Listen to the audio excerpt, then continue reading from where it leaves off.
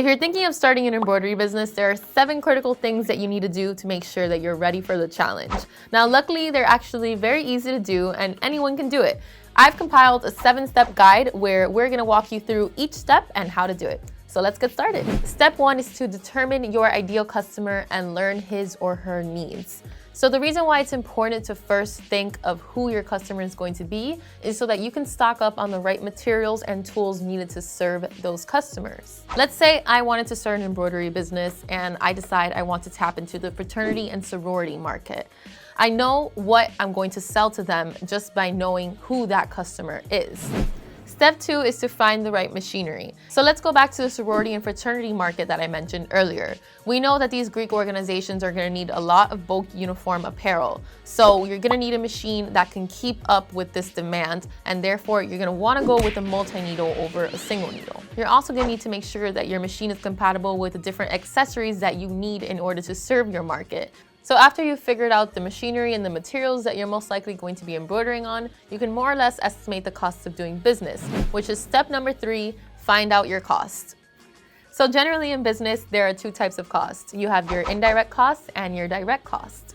Your indirect costs are going to be more like your overhead costs, such as rent and utilities. Meanwhile, your direct costs are going to be related to the production process. So this means it's going to vary a little bit depending on the sales that you make. In the embroidery business, your indirect costs and your direct costs can actually be pretty minimal. You can reduce your indirect costs simply by starting from home, and your direct costs are always going to be pretty minimal compared to other businesses. However, you're also going to want to be mindful of costs that you probably haven't yet thought of.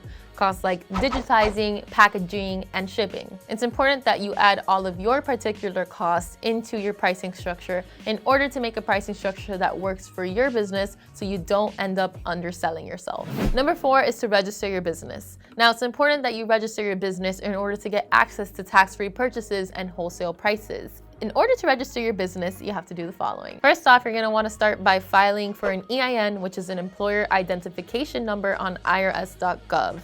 Second, you're going to want to file for articles of incorporation within your state. And last, you're going to want to turn to your local government to see what their resale licensing regulations are and if there are any permits that you need to get in order to get your resale certificate to get access to wholesale goods. That way you will not have to pay taxes, and instead your customer will pay the taxes on that good. Step number 5 is to stock up on materials. Now, one of the main questions that embroiderers pose when they first start an embroidery business is how to determine how much stock to have. Now, some embroidery machine companies will give you some starter materials so you can get started on your first order or 2, but in that time, you're going to want to make sure that you order materials so that you have enough for your next order. So how do you determine how much stock you need on hand? Well, some embroiderers, what they do is that they actually just order their stock as they receive their orders. That way they don't have to go through any financial risk of overstocking. However, what that also does that works against you is that it can drastically increase your turnaround times and even lead your customers elsewhere. However, if you're embroidering on the side, this approach might work for you. You can also get around this issue by finding wholesale suppliers near you. That way you can get faster reduced shipping, or you can just buy in person. Now, if embroidery is your main source of income, then the ideal scenario is to have all the materials that you're going to need in stock. That way you don't pay more for rush shipping, or even worse, end up losing a customer to someone who does have a faster turnaround. Number 6 is to create a pricing structure. And notice I said structure and not sheet, because most embroiderers don't have a pricing sheet. Instead, they have a pricing structure.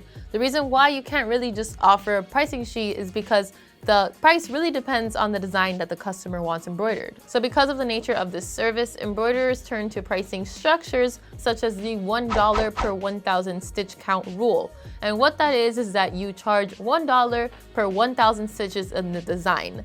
Now, this does have its complications. In some cases it's accurate, but in other cases it just doesn't work. Sometimes you either overprice or underprice an item because you're following that rule. So the best thing to do that a lot of embroiderers are doing now is to come up with a target profit per hour and price your garment based off your raw cost and the time it takes you to complete the garment. So the main thing to remember is that time is money. That's something that a lot of creators tend to forget just because they're pricing based off the raw materials, but you definitely need to be pricing based off time. Step number 7 is to create an online presence. If you're planning on selling online, a good place to start is either Shopify for posting your products on your own website, or Etsy just for listing your products on a search engine-like platform. Whether or not you're planning on selling in person or online, you're gonna wanna set up a social media presence. Now, this is important because rest assured, if someone is going to buy from you, they're most likely gonna check out your social media first just to see what your quality is like and what type of work you've done in the past. When setting up your social media, you're gonna wanna make sure that you have some great photos of the work that you do and that you have your contact information in your bio so people know where to reach you. Speaking of contact information, you definitely want to list your business on Google. This will allow customers who are searching for embroidery services in your area to find you. Listing your business on Google is also absolutely free, and it gives you a platform for your happy customers to go ahead and leave reviews. That way, your potential customers will be more attracted to your business. And pro tip, the more reviews you get, the higher your chances of being found on Google are. All right, so there you have it. These are the 7 critical steps for getting started in the embroidery business. Now, what better way is there to put this insider information to use than by seeing what the pros are doing? I went ahead and interviewed 4 embroiderers, and I asked them a little bit about how they got started and what advice they have for newbies. So go ahead and check it out. I have linked it below. Thank you guys for watching.